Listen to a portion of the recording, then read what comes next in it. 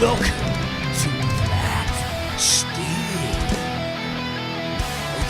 Ladies and gentlemen, we're back. They said we would never be back. Nick, you would never guess who tried to stop us from being back this week. Who tried to stop us, Brett? A little friend called Hungry Jacks. I don't know if you know this, Nick. I've recently given up alcohol.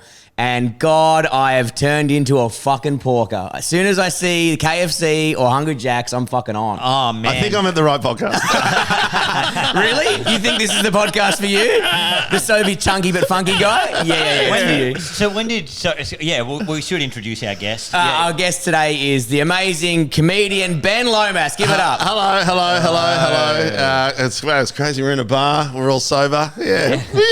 Mate, I needed one this morning. I could just see that little bent spoke behind the bar there, and I was like, fuck, I wouldn't mind. When did you go on a frenzy, Brett? So you haven't had any alcohol? I should maybe share the story as to what was the tipping point for me giving up. How many kids did you run over? 7. The end. I went on I've been trying to give up. I thought about giving up alcohol for a year. I've seen you do it. I've seen Cody do it. Harley said it was the best year of his life. Yeah. And I was like, yeah, I don't know. Well, he's definitely doubling down now. Yeah, definitely. Yeah. Well, you catch up on the year that you didn't drink? Is that how you take a year off and go, I'm going to drink for 2 years in 1 year? Yeah. He's on overtime.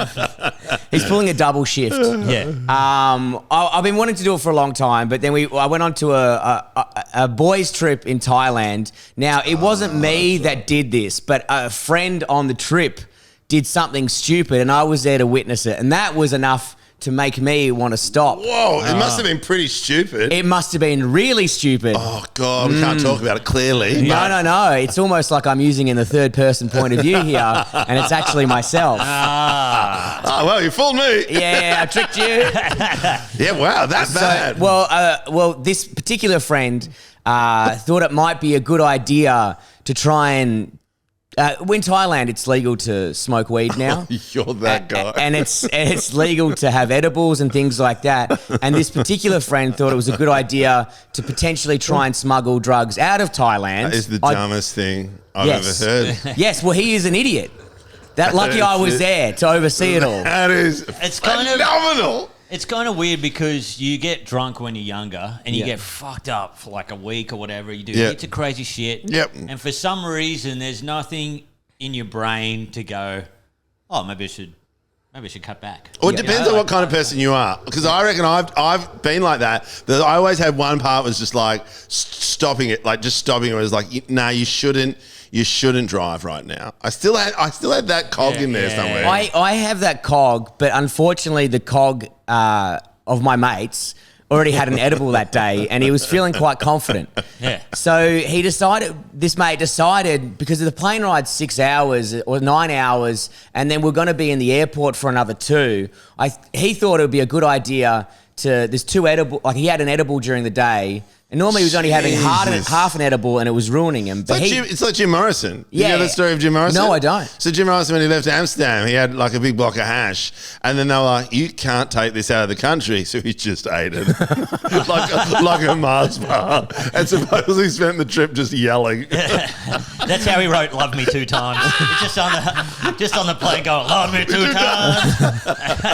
Look, after what this mate did, I think he can relate to the yelling for an hour. So he put 2 edibles, which is 4 times the amount he has previously consumed, into his mouth because he assumed they wouldn't dissolve and he'd be through customs quite quickly.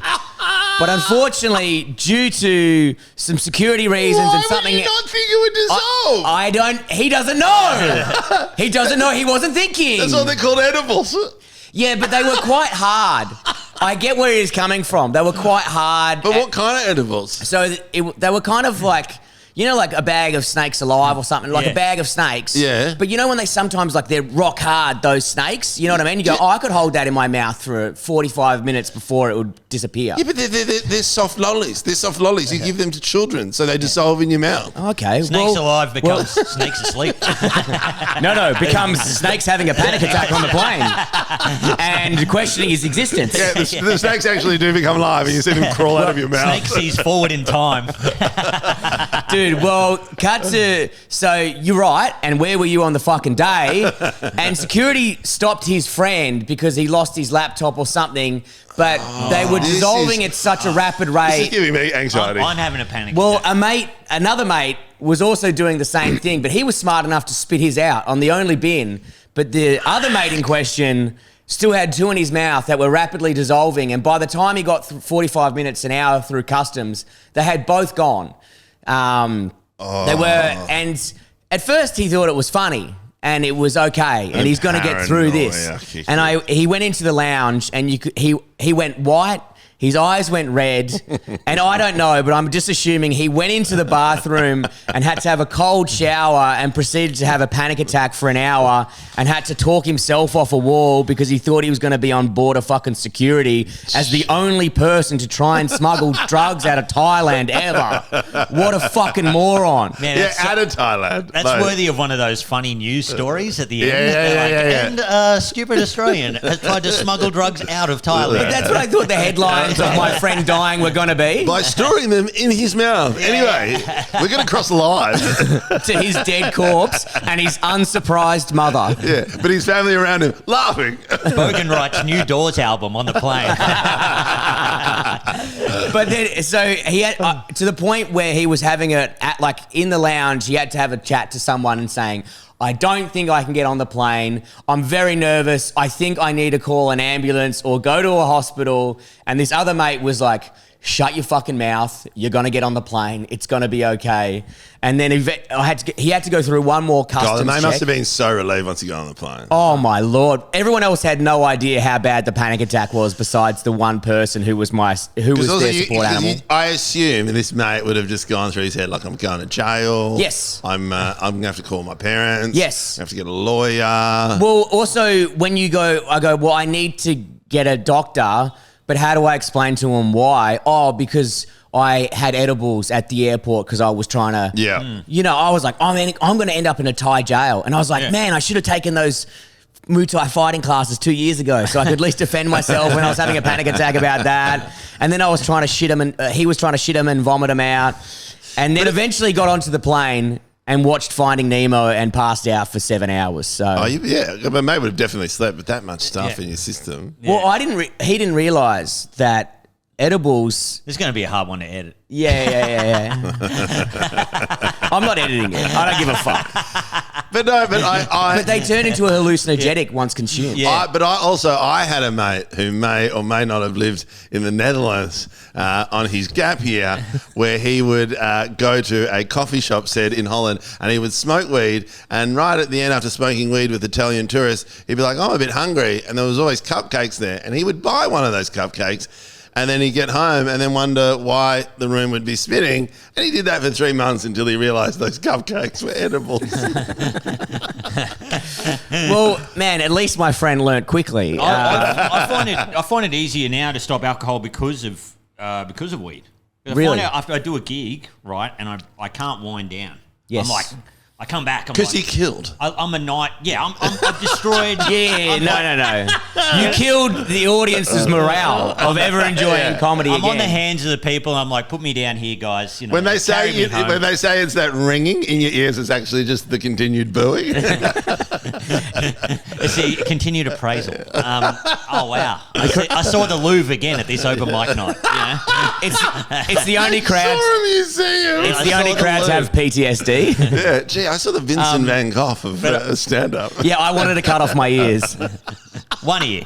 I wanted to cut off my ears because I've never heard anything so beautiful. I wanted to hear it end. Also, I was praying that Vincent Van Gogh was the guy who cut his ear off because that's the only thing I know about one artist. Did I? Yes. Also, Dutch as well. like Ben's mate. Yeah. Ben's mate. Yeah. I had one guy who found out I was Dutch and he goes, do you know Vincent Van Gogh? I'm like, he's dead. No, like, are you related to him? I'm like, mate, how big do you think Holland is? And yes, I am. Now, the first time I went to Amsterdam, I mean, I can tell this because this is actually my story, but I did the classic tourist thing of like, I'll just go have some weed. And the guy obviously went, yeah, fuck this guy, and just gave me the worst joint ever.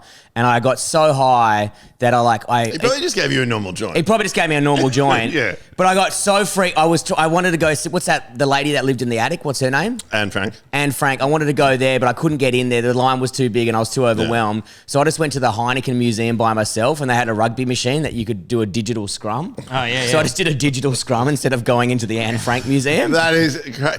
Because I worked in the red light district in Amsterdam. Man, I didn't know this as well. Man. But there's the You red had a cute light. butt back then. Dude, people pay to fuck you. There's the red light and then there's a purple light, Yes. which means different things. Different But things, I got drunk with a local at his little I tiny love how bar. you're explaining Amsterdam to him. But he still looks so Australian. It still looks like I've been there more times than him. Yeah, totally. Listen. There's waterways there. There's boats. Okay. Also, There's a canal. Golden canals. They like bicycles. they wear clogs there. They got a windmill. Yeah. But I sat at this bar and I was playing a betting game with the bartender, and we'd look at a guy and go red light or purple light. We had to call it and put put a dollar down on the Sure, bar. there'd be different odds on that because purple light. Yeah. Man, purple light was a lot more busy than you thought. Wow, that's surprising. Red lights, ladies, and purple lights, mystery. Well, I remember when I worked in the red light district, and I remember I was working behind a bar, and they said because I was new, I'd had to go get the dinner, and dinner was like at 1 o'clock before the massive rush. 1 o'clock in the morning, and I remember I was like, Dinner's at 1 o'clock in the morning for the bar staff. Oh, So that was you like get it's at the rush fucking different before. Whoa. But wild. But I remember I was like, I'd gone through the red light district and all that kind of stuff, but we were right on the fringe. And so he goes, okay, it's 1 o'clock, here's orders, right? And he goes, like, oh, where do you go? And he goes, just walk out here, take the first tight laneway there. When you get to the sex worker with the spider web on her belly, take a sharp left, go past all the windows, and then you'll see the sandwich stand. I was like, oh, cool. I was like, cool. So I remember I was like, go down there, and it was absolutely packed, like people everywhere. Go down the laneway, right? I see the woman with the spider. I'm like, oh, there she is. But then she opened the door. She goes, you want to come in? I was like, oh, no. I'm going to get sandwiches. Then I remember I was like going past, and then I was like, then I just was so bamboozled that I bumped into this like really skinny Irish guy, and I knocked him out. I was like pitting him up, but then I realized he was about to go have sex with one of the largest sex workers I'd ever seen. I was like, whatever you're into. Different place with different butts. Yeah, exactly. And then I remember by the time I got to the sandwich place, I was just so exhausted, and I was like, and then ordered the sandwiches back. And I remember just going, is this my life now? This is what I. Long story short, the spider lady sucked me off, and I had nothing to do with it. All right, I don't know. That was the best sandwich I've ever had. Well, but then it's like weird because like I heard stories like because I said to my Dutch mates like, have you been? They're like, no, because in Holland, right? Because it's so they don't go. Also, when they take drugs, they all smoke weed at like 13 and go, yeah, whoop-de fucking do. Yeah. Like the rate of people smoking weed is so low in the Netherlands. Really? It's so low. It's just dumb tourists going, Yeah. And then at the bar across from the club I used to work at, they used to have pillows, this is so fucked up. They used to have pillows in like a bucket. So what happens is what happens is like tourists, especially Americans, come out and they'd green out, but they'd fall straight down. So what they do is they try and they couldn't catch them. They throw the pillow and try and land it between their head and the concrete. You get to keep the tip jar if you fucking. But I don't know if we're seeing it, but they just throw this like big, like sort of like mat, and then they just hit there, and they're like, "Hey, good share, alles good." It's such a we missed, he's dead, whatever. You mate. can't win them all. But it's like people getting resuscitated all the time. It's like hoopla for stoners. But when I went there, I did the classic tourist thing, smoked a joint, got too high, had to go back. I got lost on the way back to my hotel, and I just had to watch King of the Hill for 12 hours just to sober up. I just needed something simple. King of the Hill. But the next day, I went to man, you got to go to a sex show. But I was there by myself, so I rocked up with a big group of people to a live sex show. It's so funny. And it's not what you like. You think it's going to be Did you cool. go afternoon or evening? Man, I don't know. It was definitely not the main people on. A guy looked like Kenny Powers. The open micers. It was the open mic bracket. Because if you go in the afternoon, quite often it's just couples. They don't get paid very much. Couples who just love to fuck in public. Oh. And it's so funny. And did you go to the one where it was the revolving? Did you go to the Pink Palace? Is that the one you went to? No, I went to one that was and it had like church booths, and then there was a guy who looked like Kenny Powers, and he had like Oakley wraparounds, and he was amazing. he was doing it to like music. It was like, and then when the bass dropped, he like kind of like lifted her up and flipped her and then started doing a doggy or whatever. It's hilarious. But it was a great, entertaining show. But I was like, I'm just here by myself. This is the saddest thing in the world. Were heaps of people laughing? Yeah. Because a lot of people are laughing because they're just like, what are we doing? This is hilarious. Like I found myself laughing my ass off because I went with like Aussie mates. Because my Dutch mates are like, I was like, I want to go to one. And I'm like, we're not going to one. Like I was like, I was going to wait until Aussie's mates came to visit me. And there was one guy, Charlie, who was an American exchange student, but ended up staying there for 10 years and doing sex shows. And so, I remember it was like, really? And so he just stayed there for 10 years. He goes, I get paid really well. I bought a place in Amsterdam, but he had a finishing move, and we'll just have to try to. Finishing move. He had a finishing move. Fatality. Finisher. So the finishing move is, and it'll be on a turning circle, like a dinner plate kind of thing. And then he would be doing a doggy style, and they're like, put your hands together for Charlie. I think it was Fiona. And then he'd let go of her hips, and then lick his fingers, and then touch his eyebrows, and put his hands in the air like guns, and that was it. It's not even a great finishing move. No, but I just remember I was like, because when he'd come into the bar sometimes and have a knockoff, and I was like, well, how did you get into it? And he goes, literally, someone came up to me, gave me a card, and he goes, I was like, once in a lifetime in Amsterdam, and he goes, and it was before social media, so he's like, now, but then once he accepted it, and he goes, and I didn't ask him how much he got paid, which I regret, but it's like 10 years doing that in front of a live audience. Fuck. 10 years. Has he got a piece on him? What's that? Huge. Yeah. Huge. I'm out then. It's hard enough with one person laughing at me. Yeah. But it's just Babe, not now. Yeah. But it's fascinating because like it's as seedy as that place is, like, in some places it's like unionized sex work, like all that kind of stuff. But it's just so funny when you meet people who've come from another country and chosen to do that. Yeah. That's what I found bizarre. Like I was like, what were you studying? It's just like clearly. I had this crazy mate, Mick, and he was a great rugby player, but he'd never been outside of Moree. Like, he'd never been outside of this fucking country town. He played a rugby game, and there was a Scottish scout there.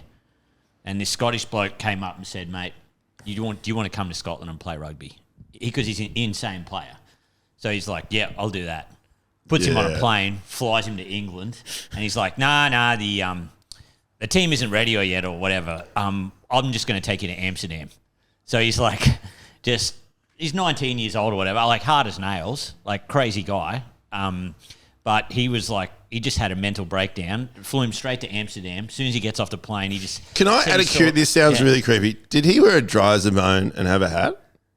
I don't know. Okay. No, but this is just a one-off story. Oh, okay. He didn't settle in Amsterdam. No. I just remember meeting a guy from country wearing a dry as a bone. That's everyone from the country. Also, 10 minutes ago... Yeah, but who wears a dry as a bone in a 10 minutes ago, you had a story about, I met Anne Frank or whatever. Everyone in Amsterdam knows him. What a fucking idiot. And then you go, oh, country? Yeah, this guy I met had a dry as a bone. Was it him? You fucking moron. The guy I met, he drove a Land Cruiser Ute. Like, oh, wow. Oh, his car had 4 wheels. Did you know him? So when he got to Valid point. Did he get so stoned or what happened? He got to Amsterdam, he got off the plane, so he'd just never seen a city before. He said he just saw this guy crying his eyes out, beating his head against a telephone pole, and he just had thought, Lomas, it's okay. All the lights, bright city lights. He just like sat in his hotel room, and then the coach is like, man, I'll take you to, have sex, Jesus Christ. And the coach took him. Seems wrong. He said it was the most beautiful woman he's ever seen in his whole life. And he went there and he did it. And she's like, oh, just put the condom in the bin. Right? And he's like, oh, that was so cool. That was so beautiful. That was the best. Puts his foot on the pedal and comes up. And the bin is like a quarter full. Jesus. And then he just went back to the hotel room and cried for a whole day. But I mean, what do you think is going to be in the bin? But it's also the naivety of a 19-year-old. Do you know what I mean? Like, I remember like meeting sex. I'm her only one. Yeah, that's it. But poor also, guy. Fucking, the poor girl. So for instance, like the busiest time in the red light district, of people like, oh, is it summer? Is in the Netherlands, is it when it peak tourist? It's like, no. The busiest day is their version of Boxing Day sales. So all the women are shopping and all the men are like, we're going to the pub.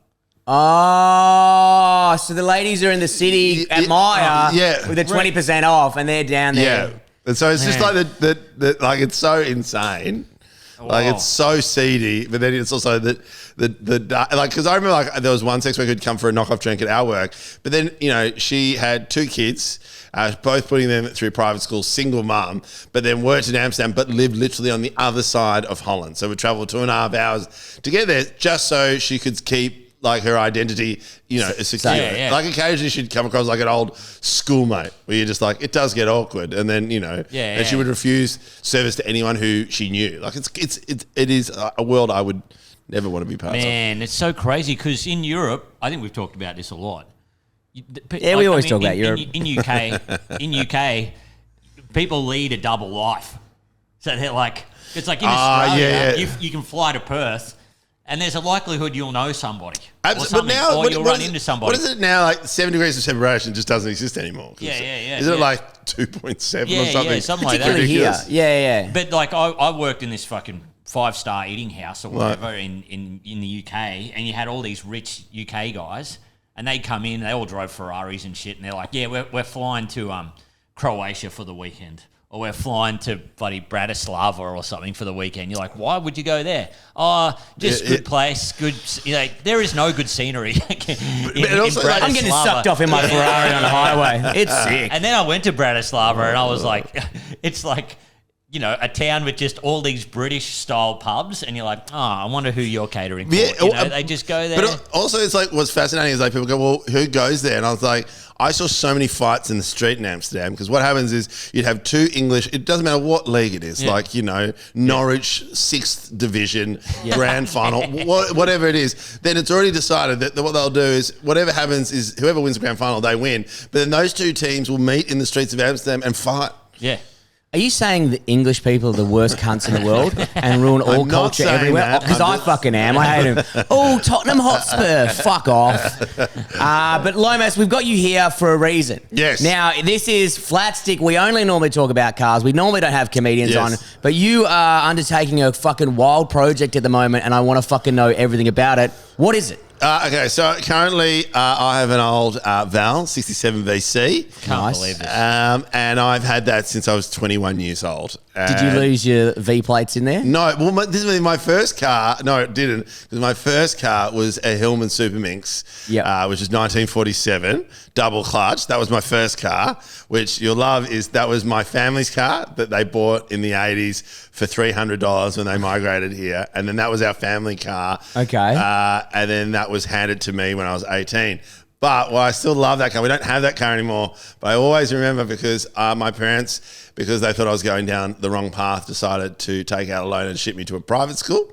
And so I remember when I was 18, I rocked up in a pretty much rundown 1947 Hillman Super Minx, which the windows would fall down. You could smell petrol in it. It was double clutch. You didn't need a key to start it. You just turn on the ignition and then off you went. Just pulled the choke and then right. And then I loved it because full chitty chitty bang bang. It was a bit the like wind that. up at the front. Well, my mates always talk about how I had 8 of them in there once, and then as a joke, I thought this was funny. But they all talk about how I was like, guys, watch this. We're going 80 now. Watch this. I'm going to slam on the brakes, and it took 200 meters to stop. It's like that Simpsons thing. Put it in H. Yeah, exactly. So I remember, like, again, I didn't get along with other kids because they were all rich, and I'm there in a fucking school uniform. And I remember once in maths class, someone goes, "Whose shit car's that?" And I go, and his name, you know what, his name's James Fry. He's very wealthy. I'll put his name there to him. Fuck you, James, you little cunt. And he goes, he's very wealthy. He owns one of the big sky rises in the building. Like, he's the most loaded guy. And he goes, "Whose shit heap is that?" And I said, "That's mine." And he goes, "Oh, it probably doesn't even start." And I go, "I bet you $50 that I can start it with anything you give me right here." And he's like, "What?" I was like, "Nah." He's like, "Nah." I was like, "Here's the keys. I reckon I can open it and start it." And it's one of the greatest moments because he goes, "Here, have him a donut." I went, "Fine." And so everyone was like looking at the maths class, and I walked in there, just hit the window, just came down, opened the door, and then just ate the donut, turned the car on and drove off.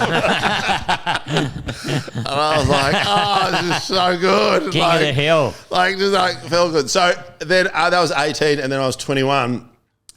Our other family car was Dad upgraded from a 47 to a 1967 VC, and he goes, Beautiful. and then Dad bought a Calais, which was hilarious at the time. Like, That's awesome. Like A Calais. God, I wish my family had a Calais. They were the coolest cars ever. They Dude, were they're so- way too much power. They're too big. They're too big. You could fit. They're so fucking. It's like driving a fucking two It's just coffins around or something. The biggest engine under just a simple sedan. It was like It's an 8, but it could have been a 12. You know Yes, what I mean? yes. It's so big. And then I remember once just going, I remember borrowing it once and just going, Dad, what's the, he goes, yeah, well, I made a wrong decision here because this is way too, it just goes too Well, fast. he's used to cars that take 200 metres to Yeah, brake. exactly, So, exactly. slowing that thing Whoa, down. this is a bit faster than the European and the 67 Valiant I had. Man, those Calais, you need like a fucking tugboat to get into a car Yeah. bot. You know, just like bang, bang, bang, bang, bang, bang, bang. You know what I mean? They're fucking nightmare. And it's really funny because the Val was our family car, so much so that I remember we go on family holidays and we drove it out to Kangaroo Island with 6 people in it. So both my grandparents from Holland and a family of 4, 3 across the front, 3 across at the back, and we drove all the way to Kangaroo Island. So drove to Adelaide, then caught the ferry back. And I remember as a kid, it was all dirt roads, right? And so it was bumpy. And so Dad just went about 30 kilometres an hour because he was too scared that the suspension would go on the Val until an old bloke came over and went, mate, don't you know, if you just go over the bumps fast, you won't feel it. And we're He's right. He's right. Right. And then I remember just flooring at 110 or, it's in miles. So 65 miles just going, fucking Dad, just holding on. And if I think about it now, all I can think about is my grandparents just going, why did my daughter move to Australia? Should have been Yeah. So that was handed to me when I was 21. That was my car for even earlier, probably even 1920. That was my car. I went to festivals with that car. I love that car. Yeah. Right? Now, so then you've moved on since, but did you leave it in a shed somewhere, family property? Where is it? So I left it outside at a share house for 2-3 years, right? Yeah. And I In was Melbourne? In Melbourne. And then I kept sort of tinkering, just not looking after it. Is it Stuff- straight 6 or a V8? Straight 6. Yeah. So, but they did make V8s because they did make V8s in '67, but then they were used as cop cars. So then they were used as cop cars in South Australia. So, but this one was just the V6, and they only made it for 66 to 67, and then released some at 68. But it was just there weren't that many around because they then had to sort of build it and have the steering shaft on the other side, blah blah blah. But then we bought it, and then Dad converted it to LPG. No. Yeah, right. So, but then if I think about it, I remember traveling to Tokemore for Confest, right? And then I remember filling it up. So fill a full tank of petrol, right? A full tank of LPG. I remember filling up for LPG for 14 cents a litre. Yeah. Right, 14 cents a litre. I had no money and I could drive from Melbourne all the way to Tokemore, which is 450 kilometres, if that. Yeah. And then I'd be and I remember I could go there and then every time I had to overtake, I'd have to switch to petrol to get a bit of bump into it and then overtake. But LPG, you just lose so much fucking boot space. Yeah, absolutely. And we did. And again, but then it was the money back then we saved. So cut back to now, it was stuck at my dad's. My dad's also an industrial designer, so he has a workshop. And so it's been stored with a cover over it and it sat there for 12 years. Really? Oh, wow. 12 years. And then you It's just not in the shed, it's outside. It's outside. So it's Yeah. outside. So Dad just kept going, what are you going to do with it? What are you doing it? And so then he got a club rego and he's keep paying for it. Didn't pay it, right? Didn't pay it. I just left going and I just sat there until Dad was I'm going to get rid of it. I'm like, good on you. Don't give a shit. It was back. And I already had kids by then. I was, it started becoming a full-time comic, barely make any fucking money. I was like I have cash to spend on this. And then one day he just goes, that's it. It's a wreck now. They've told me to get rid of it. I'm like, nah. He's like, what? He goes, let's do it. He's like, what? Let's fix it up. He goes, are you serious? I was like, he goes, it's going to cost a bit of money. I was like, you know what? And long story short, I was like, when am I going to have this chance to fix up a car with my dad? Yes. I was this was Dad's car. Then he gave it to me. I've let it go. And so he goes, okay, well, you got to set aside time for this. And so there was, we open it up. We're like, we'll see. It has. He said he hadn't turned it over in 6 years. Been sitting there for 12. And we're like, okay, here we go. Put some petrol in it. And then we're like, okay, turned it over. Didn't work. I was like, fuck, new battery. Put a new battery in. Turned over. Didn't work. I was like, okay, could be the starter motor, right? So we take out the starter motor. He goes, well, maybe we can get a replacement starter motor. Then Hit the car with a hammer.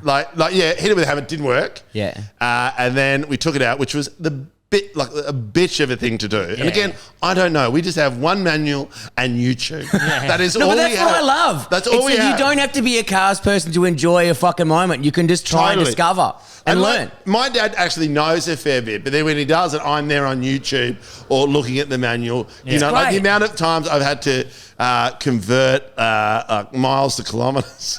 Like I'm just like all the books all in like American language as well. Like. And so anyway, so then my best's dad goes, okay, I'll see if I find an auto electrician. The dad tells his story, he goes to one place in Collingwood. Nah, we don't do them. Try the guy block across the road. Goes across the road, goes, nah. He goes, okay, well, there's this guy in Thomastown called Alonzo. Try him, right? So then dad rocks up there, and when he rocks up there, he sees a Mercedes leave and goes, well, this is clearly stolen. Right. And then goes, as soon as he walks in there, there's old mate Alonzo, and he just looks at her and goes, VC 67, stay here. Right. This is the guy. This is the guy. This is the guy. And he comes back and he goes, I've got this one for $200. I was like, and he goes, what about the other three there? And he goes, that one I've sold for 800, 600. And his thing is just to get like starter motors and then just recoil them and then just sell them around Australia. That's where he makes his extra money. That's his thing. Far out. That's his like, it's so like and you can name your price at that stage. Yeah. Exactly. Because you're like, who's recoiling it? Who's doing this? And I didn't even know that's what you did with the starter motor, right? Because we took it apart and then you like look at it and you're trying to work out what the fuck it is. Yeah. So then and then I remember, I'll never forget, it was like we put it back in there and then it took what's the round thing on top of the engine? The air filter. Like yes, air filter. Took the air filter off. So you could put a little bit of petrol in the top. Yeah. Right. And then I remember like pump it. And then it just turned over like dig, dig, dig. And he's like, oh, maybe it's the fan, mate. Fan belt, pull it through. And then I filmed it. And then it just starts. And the joy in my dad's face is just like, it's in my, I will never forget it, right? And we're like, it's turned up. We cannot believe it's turned up. Like we can't, like we still like, and so we just put it, and then we just drove it around a bit, right? And then realised that the brakes didn't work. but, you know what I mean? Like, and then we're like, oh my God, it works. Like, but to get to that point took us at least a week, right? But that's great. Like, it's a story. You love it. It's fun. You're bonding with your dad over fucking Alonzo. It's great. Also yelling at each other. Yeah. Like, there's so much yelling. Yeah. He's like, fuck yeah. Like, because we did like an oil change, like, and he's like, I'm not, because we don't have a hoist.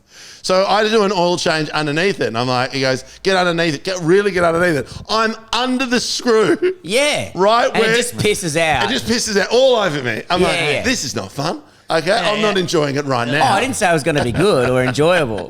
But it's like, you know, so oil change, like, and then now at the moment now we're draining the brakes, right? So draining the brake fluid. Bleeding them out, Yeah, bleeding them out. And again, like I'm there at Autobar just going, but saying shit like, yeah, I need to, you know, where you drain out the brake of the, and they have to sift through what the fuck are you trying to do? Yeah. What are you trying to say? That's their fucking job as well. You know what I mean? So, but I love that you don't need to know everything about it. And the only problem I have is when you go into a shop sometimes, and I don't fucking know everything. I probably know 10 or 20% of how to fucking fix a car, maybe. Yeah. But you don't, I hate when you go into a shop and someone looks at you like you're the biggest fuckhead. It's like, hey mate, I'm having a crack. I don't know the name of it. Yeah. And I'm willing to learn. You should like that I'm trying to learn. I'm keeping you in a job, mate. Yeah. But what is funny is when you ask for certain bits, so for instance, like even to get like, so when bleeding the brakes, you take the cap off and there's this rubber thing on top of where you bleed. Yeah. So it keeps the level right.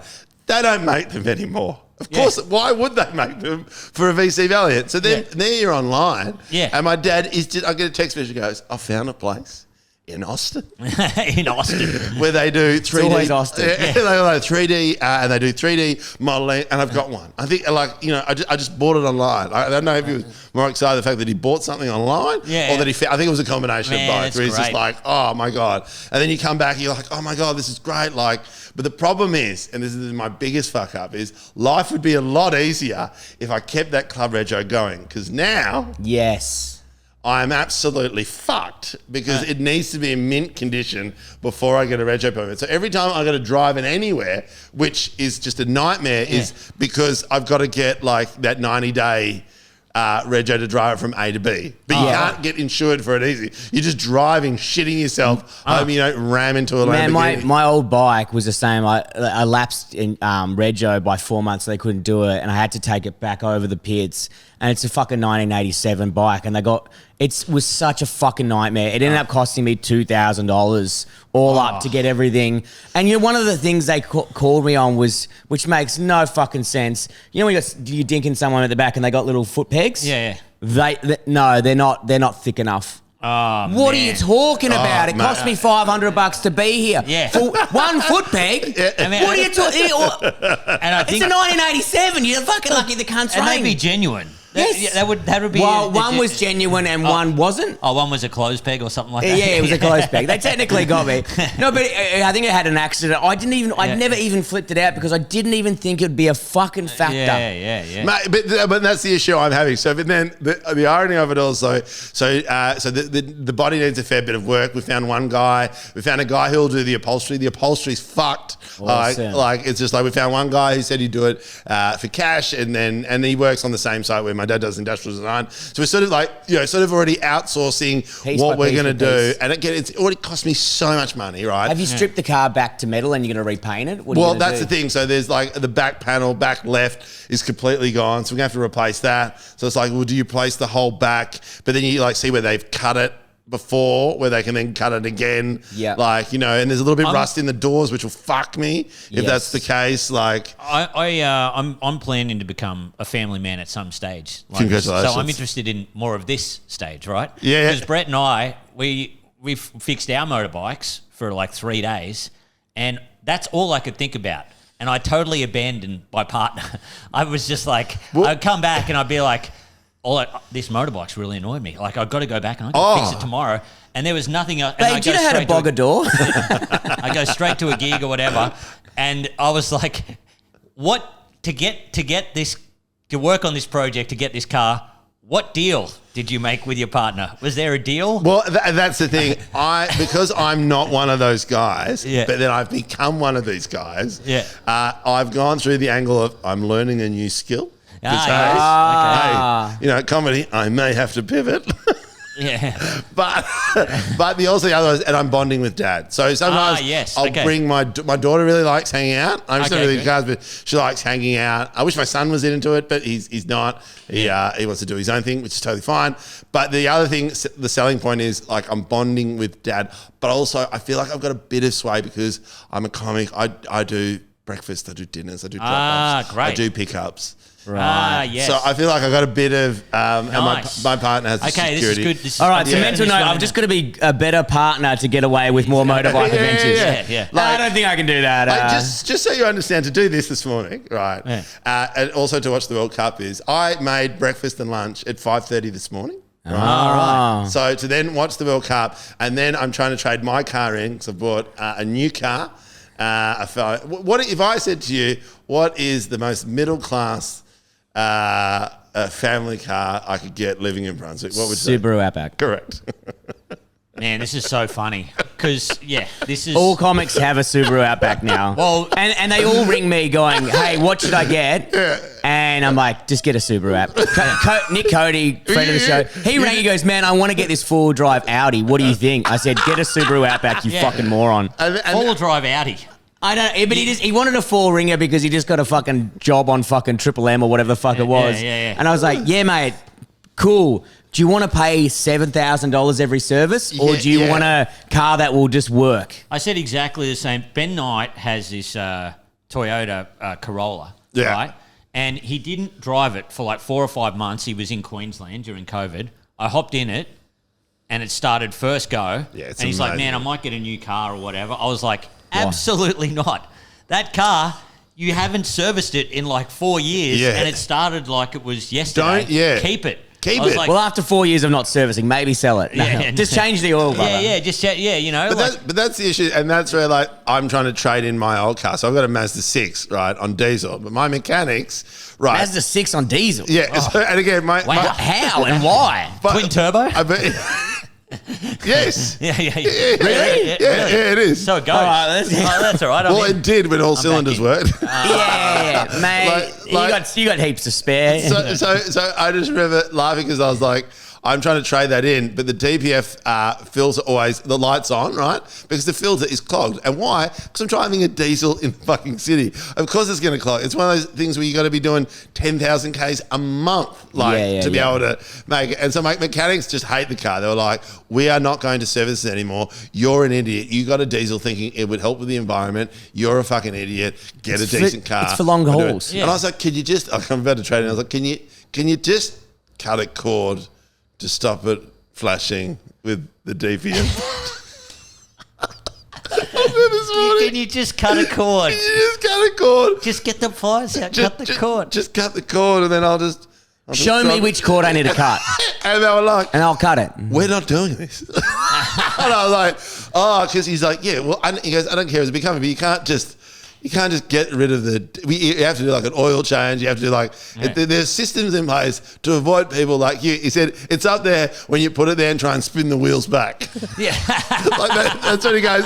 He goes, it's about the same. Yeah. So I'm like, so that's why I was like, when I leave this, I'm going to go get it washed and clean in the hope, because whatever money they give me, I'm going to accept, because getting rid of a car, as hard as it is anyway, but I was like, if I'm going to do a straight swap, I'll try hopefully get some cash for it, but it is fucked. I spent $1,800 on it. Man, but a trade you're never going to get. If you go up to a car dealership, they're going to fuck you. Absolutely. I'd sell it privately, but if you can't be fucked, you can't be fucked. Cannot be fucked. Well, you've lost $2,000. But so, and then, you're going to get the Subi? We get the Subi. Okay, nice. I'm in a similar dilemma, because like I don't like we've got a Golf. Golf's good. And it's good. It's a beautiful car to drive. They're expensive to service. But they're... Really? I had a chance of buying like a 1986 one for $400. Man, I love them. I think Volkswagen are fucking reliable. Doesn't Dave O'Neill have one? Oh, yeah, Dave O'Neill, the cars guy. Dave O'Neill. The guy who gives you the weakest, wettest handshake in the world. Yeah. I'll take his advice. Dave O'Neill swears by him, and I think Volkswagens are full Monday or Friday cars. Like you got... Because he drives a lot in that car. He's got two, and him and his wife have had since day one. Yeah, which amazing. is crazy. And then you got this wagon, and it doesn't stop. And years ago, we spent $3,000 on my partners. $3,000. And we were like, fuck this car. And then now we haven't spent anything on it since. So now we're kind of, we're back in the... It's funny because, and I'm scared. I was like, anyway, so this Mazda 6 I've had I've had this for 10 years. And it's been okay. It's been okay because over the last maybe year and a half. And like, if it was up to me, I'd keep it. Like my dad's got an old Astra that he will. It just keeps going. And he goes, "Want a new gearbox? I'll put a fucking new gearbox." He does not want to get a new car. Like he loves it. But sometimes you're at the point where you spent so much money. But also, if you love it, you love it. Tell your dad to get a Calais again, though. Well, I love it because he went from brother, I'm back. He went from a Calais straight back to an Astra.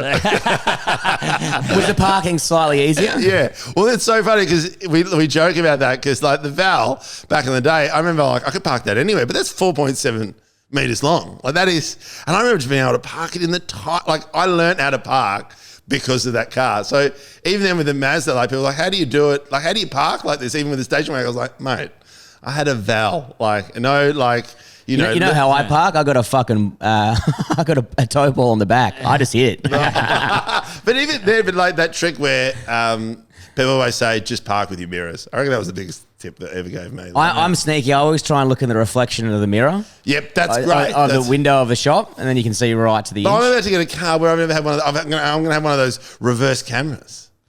Man, that car will park for itself, and it brakes for you as well. It's awful. We've got to leave you there. Yes.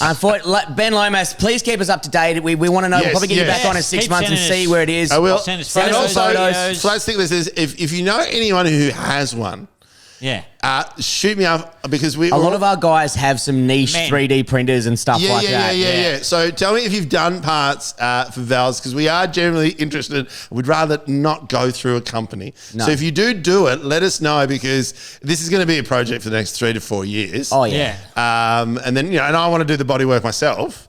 So 7 years. Man, you should buy a decent camera and film this. I know, yeah. Well, instead of just doing it it roughly and put on YouTube or something. Yeah, yeah. I would love to see this, and I think it's great. funny a comic putting together a. Yeah, it's bizarre. And my dream is like the ultimate. Just before we go, but there's one car, like it just rubs me in the face. But the same model, the same. I think we worked out the same. It's the same year, but even like month that it was released because we look at the number plate. It's only a couple of numbers. Is in mint condition around the corner from our house. Oh wow! Oh God. And I thought about. Just stealing parts. No, I thought about taking photos of that and sending that to the club red show.